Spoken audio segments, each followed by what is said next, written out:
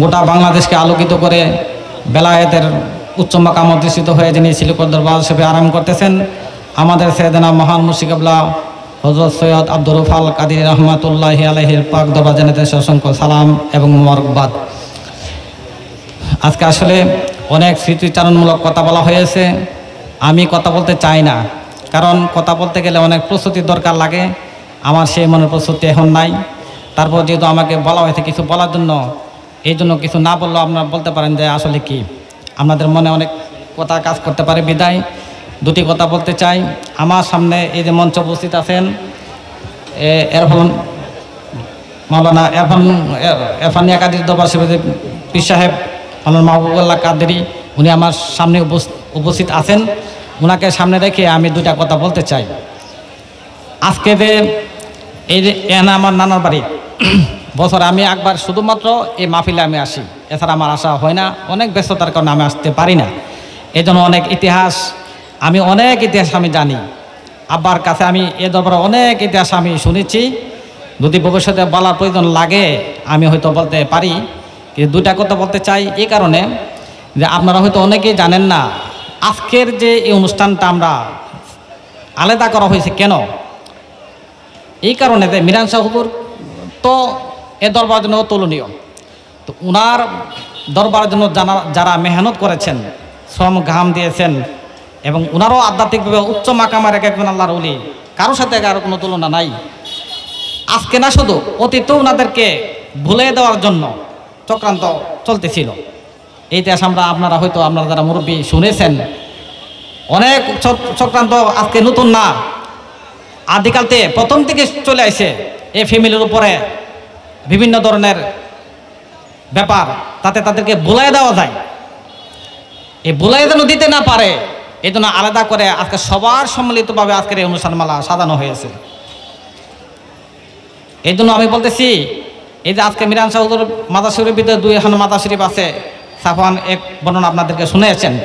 হয়তো একটা ঘটনা আপনারা সবাই নাও জানতে পারেন, কিন্তু আমি বলতেছি এই যে মিরান শাহ হুজুরের যে মাদার শরীফ যে পাকা করা আছে, কিন্তু আমার বড় আব্বা হুজুরকে যখন দাফন করা হয়েছিল, আমার আব্বা যখন প্রথম এখানে বিবাহ করে নানার সাথে জিয়ারতে গেছে, তখন দেখা গেল আমার নানা মিরান শাহ হুজুর মাদার শরীফকে সালাম করলেন।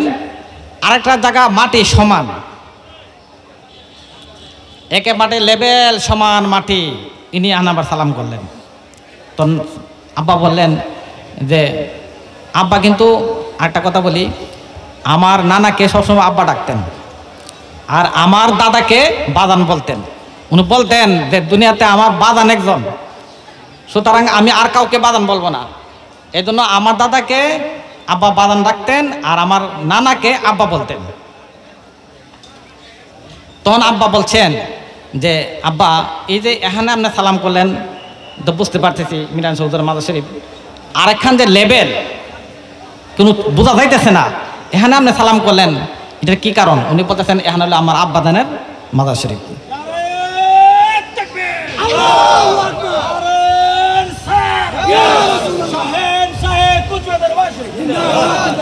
তারপর তখন আব্বা বললেন, বাড়িতে গিয়ে বললেন যে এমনটা কেন? তখন বলতেছেন যে শুনেন, এখানে অনেক ব্যাপার আছে।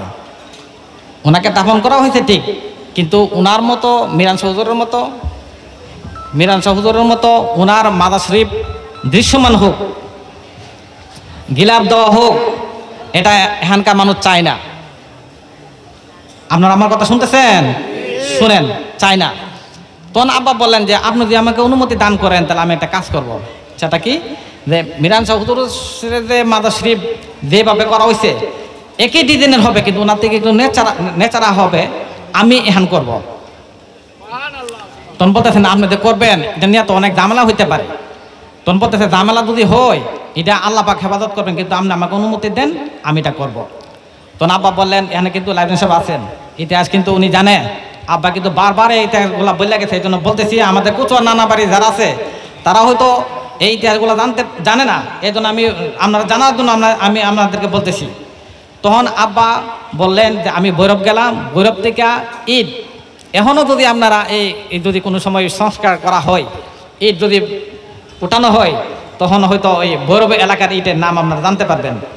বলতেছে আমি ওখানে ভৈরব গেলাম, গিয়া ওখান থেকে ইট কিনলাম, রাজমিস্ত্রির সাথে আমি এইভাবে চুক্তি করলাম যে আমি থাকিয়া মাজার খান নির্মাণ করুন, যদি কিয়ামত হয় তোমরা কিন্তু মাজারের কাজ বন্ধ রাখতে পারবে না, যা হইব তা হইব, কিন্তু তোমরা কিন্তু মাজারটা করতেই হবে, ঠিক আছে? তখন রাজমিস্ত্রি মশলা এবং ইট নিয়ে আব্বা এখানে আসলেন, আসার পরে নানাকে সামনে রেখে এই মাজার শরীফ হামজন নির্মাণ করলেন। তখন কিন্তু অনেকে বলতেছে যে কি যেন হবে, আমি সব কথা বললে সমস্যা আছে, নাম মেনশন করলে সমস্যা আছে, নামটা বলতে চাই না। অনেকে বলতেছিল অনেক কিছু হবে, যাই হোক পরজন ঠিক এখনকার যে আদলটা আপনারা যে মাজার শরীফ খান এখন দেখতেছেন, মিরান শাহ হুজুরের যে মাজার শরীফ যে ডিজাইন, পাশে যে আমার বড় আব্বার যে মাজার শরীফ, এই মাজার শরীফ কিন্তু এরকম আপনারা পাইলেন না।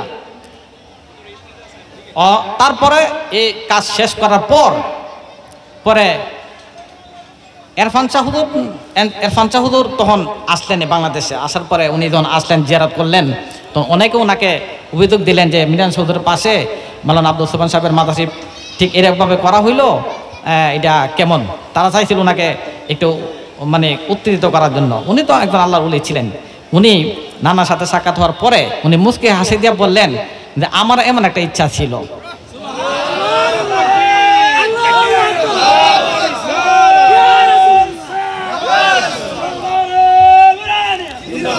তাহলে এই যে আজকে মাজার শরীফের ভিতরে দুই হান দৃশ্যমান মাজার আমরা দেখতে পাইতেছি, এই আমার বড় আব্বা হুজুরের মাজার শরীফ নির্মাণের পিছনে আমার আব্বার কত বড় অবদান আজকে আমরা গর্ব অনুভব করি এবং আপনার ইতিহাস জানলেন। এখানে ওনার আরেকটা অবদান আছে, আরেকটা অবদান ওনার আছে। আমি বলতেছি আজ এখন বিজ্ঞাপন ছাপানো হয় কিনা 5ই ফাল্গুন উপলক্ষে আমি জানি না, কিন্তু আগে বিজ্ঞাপন ছাপানো আমি পাইতাম, দেখছি এখানে কিন্তু একটা লেখা ছিল। আজকে যে ইতিহাস চর্চা হইতেছে, এই জন্য আমি আপনাদেরকে বলতে চাই ওনার এখানে এই দরবারে ওনার অনেক অবদান। এটা কি সামান্য অবদান? যদি তিনি সেই সময় যদি এই উদ্যোগটা না নিতেন, আজকে হয়তো আমার বড় আব্বার হুজুর মাজার উপরে বৈশা বৈশা মানুষ জিয়ারত করত। কিন্তু এটা যাতে কোনোদিন না হয়, বিলুপ্ত করতে না পারে, উনি একা উদ্যোগ নিয়ে নানার দোয়া নিয়ে এই কাজটা উনি করেছিলেন। দ্বিতীয় আরেকটা কাজ ওনার এখানে অবদান আছে, সেটা কি পুস্তাদন করা হইতো। বিজ্ঞাপনের মধ্যে কিন্তু লেখা আছে মিরান শাহ হুজুরের সাথে ওনার প্রধান খলিফা রত্ন হযরত মাওলানা আব্দুল সোবহান কাদের রহমতুল্লাহের নামেও ইসলাম করা হইবে। কথাটা আছে না? এখন আছে কিনা? আসেনি লেখাটা? আচ্ছা, এটা কিন্তু ছিল না, এটা কিন্তু সাফান এটাও কিন্তু ছিল না। শুধু এই আমাদের হযরত মিরান, আমরা তো শ্রদ্ধা করে ওনাকে স্মরণ করি, উনি তো ওনার সাথে কোনো তুলনা নাই। কিন্তু যে কথা আনতেছিলাম, ওনাকে যথাযথ মর্যাদা রাখার পর ওনার প্রধান খলিফা হিসাবে যেভাবে যথাযথ মর্যাদা রাখার দরকার ছিল, কোনো না কোনোভাবে সেইভাবে করা যাইতেছিল না। এই জন্য এই পোস্টারের মধ্যে উনি প্রস্তাব করলেন যে মিরান শাহ হুজুরের নামের পাশে এই কথাটা তখন আব্বা লেখছে, নানা বলছে আচ্ছা আপনি লিখেন। তখন উনি এই পোস্টারটার মধ্যে লেখছেন যে সর্বপ্রথম ওনার হাতে লেখা যে ওনার প্রধান খলিফা রত্ন হযরত মাওলানা আব্দুল সোবহান কাদের রহমতুল্লাহের নামেও ইসলামের সওয়াব করা হইবে, যাতে করে এ তারিখে যেতে উনিও যাতে আলাদাভাবে সম্মানিত হন। কথা বুঝতে পারছেন? উনিও যাতে আলাদা সম্মানিত হন, এই পোস্টারের মধ্যে সর্বপ্রথম ওনার উদ্যোগে মিরান শাহ হুজুরের নামের পাশে আমার বড় আব্বাদের নাম লেখা হয়েছে। এই ইতিহাসগুলো হয়তো আপনারা অনেকেই জানেন না। এই কথাগুলো আব্বা বারবার আমাকে বলেছেন এবং এখানে উপস্থিত আছেন আমাদের যে লাইব্রেরিয়ান সাহেব, ওনাকে বলছেন যে আপনি মনে রাখবেন ইতিহাসগুলা, ঠিক এইরকম ঘটনা ঘটতেছিল, আমি এই কয়েকটা কাজ দরবার জন্য করে এসেছি। তো আজকে ওনাকে আমরা গভীর শ্রদ্ধার সাথে স্মরণ করি। আল্লাহ পাক ওনাকে অনন্য মর্যাদা উন্নীত করেছেন। কেন? উনি হালিশ নিয়তে এই দরবারকে ভালোবেসেছেন এবং দরবার জন্য যতটুকু করণীয় ছিল উনি করেছেন। তো আজকে আর আলোচনা করে আমি আপনাদেরকে বিরক্ত করব না, শুধু একটা কথাই বলি, মিরান শাহ হুজুর একজন অনন্য আল্লাহর ওলি। হযরত মাওলানা আব্দুল সোবহান কাদের রহমতুল্লাহ একজন অনন্য আল্লাহর ওলি। মাওলানা নুরুল হক আল কাদের রহমতুল্লাহ একজন অনন্য আল্লাহর ওলি। মাওলানা শামসুল হক আল কাদের রহমতুল্লাহ উনি অনন্য আল্লাহর একজন ওলি। এবং আজকে এই পুরো ফ্যামিলিদেরকে, এই ফ্যামিলিকে নিচু রাখার জন্য যে চক্রান্ত চলতেছে, তাদেরকে বলতে চাই যে আজকের থেকে এই যে যখন আমার বড় আব্বা হুজুর দুনিয়াতে ছিলেন, সে কখন আমি যখন আজকা 15-20 বছর আগে এখানে আসতাম, আমি ভাবতাম কচুয়াতে জীবনে কোনোদিন কারেন্ট আইতো না। কেন? এর কারেন্ট আসার মতো পরিবেশই নাই, ইয়ানে কি কারেন্ট আসবে? আজকে কারেন্ট আসছে, সব কিছু হয়েছে, ঠিক নেই? তো আমি বলতে চাই যে এখনো যোগাযোগ ব্যবস্থার কারণে কিন্তু এখনো জায়গাটা একটা ব্যাকওয়ার্ড সাইড এলাকা, ব্যাকওয়ার্ড। তো আজকাল থেকে 20 বছর আগে, 25 বছর আগে তখন আমরা ভাবতাম এটা আরেকটা বাংলাদেশ। আমরা তো ওই না তৃতীয় বিশ্ব, বাংলাদেশের মধ্যে একটা তৃতীয় বিশ্বের মধ্যে, মানে এটা জনবিচ্ছিন্ন একটা এলাকা। আপনারা একটু চিন্তা করেন, সে তখন যিনি তার 2 সন্তানকে কোথায় পাঠাইছে, কোথায় পড়াইছে, এটা আমাদের ভাবতে হইব। যারা আজকে বড় কথা বললে ওনাদেরকে ছোট করতে চায়, এর হলো আসল ছোট। কারণ আমার বড় আব্বা হুজুর যেমন একজন উচ্চ পর্যায়ের আলেম ছিলেন, উনি কিন্তু আরেক দরবার মুরিদ ছিলেন। মিরান শাহ হুজুর উনাকে আবার ওই হিসাবের কাছ থেকে ছড়াই আইন না ওনারা খেলাফত দান করছে। উনি কিন্তু এমন না যে কিছু কিছু মানুষ, এলাকার মানুষ হয়তো বলতে চায় যে উনি তো ওই মিরান শাহ হুজুর আউনে খেলাফত দনে না, আজকে তারা এমন না, তারা আগের থেকেই ভিআইপি পার্সন লোক। মিরান শাহ হুজুর এই বাংলাদেশে আসার আগেও এটা ভিআইপি ফ্যামিলির লোক। উনি একজন উচ্চ পর্যায়ের আলেম ছিলেন, আরেক দরবারে মুরিদ ছিলেন, আরেক দরবারে খলিফা ছিলেন। ওনার মধ্যে পরশমণি পাইয়া মিরান শাহ হুজুর উনাকে নিয়ে বলছে যে আমি আপনাকে মুরিদ করতে চাই। উনি বলতেছেন আমি তো আরেকজনের মুরিদ এবং খলিফা। উনি বলতেছেন কোথায়? বলছে ও হ্যাঁ না। তখন উনাকে নিয়ে ওই দরবারে গিয়া বলছে যে আপনার মুরিদটাকে আমরা দিয়া দেন। তখন উনি বললেন যে আমার সন্তানকে আমি আপনাকে দিয়ে দিলাম। এরপর আইন না মুরিদ করে উনাকে খেলাফত দিলেন এবং উনাকে প্রধান খলিফা নিযুক্ত করলেন।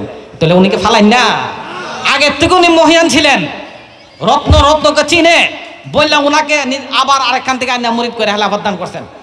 হ্যাঁ, তো ওই আলেম হওয়ার পরও উনার 2 ছেলেকে কোথায় পড়াইছে? আজকের দিনের জন্য চিন্তা করলে অবাক ব্যাপার। আমরা এখন যারা বড় বড় কথা বলতেছি, তাদের সাহেবজাদারা কই পড়তেছে?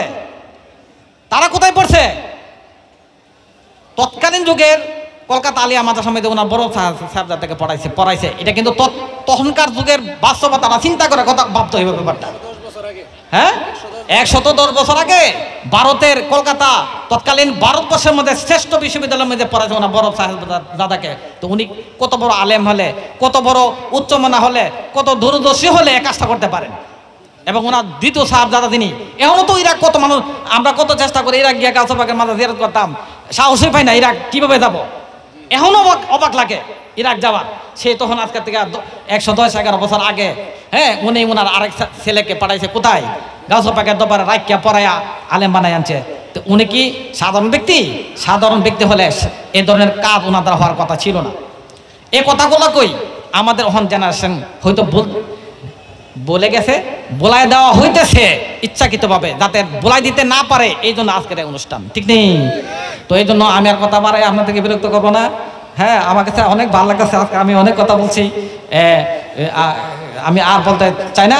তো যাই হোক, মিরান শাহ হুজুরের দরবারে আমার অসংখ্য সালাম জানিয়ে, আমার নানা হুজুরের দরবারে অসংখ্য সালাম জানিয়ে, আমার পীর মুর্শিদ গোটা বাংলাদেশে আলোকিত করেছেন। আপনারা জানেন সিলেকোট দরবার শরীফ সম্পর্কে আপনারা জানেন, বেলায়েতের উচ্চ মাকাম হাসিল করে উনি আরাম করতেছেন। ওনার পাক দরবারে আমার অসংখ্য সালাম ও মোবারক জানিয়ে আমি আজকের আলোচনা শেষ করতেছি। আসসালামু আলাইকুম ওয়া রাহমাতুল্লাহি ওয়া বারাকাতুহু।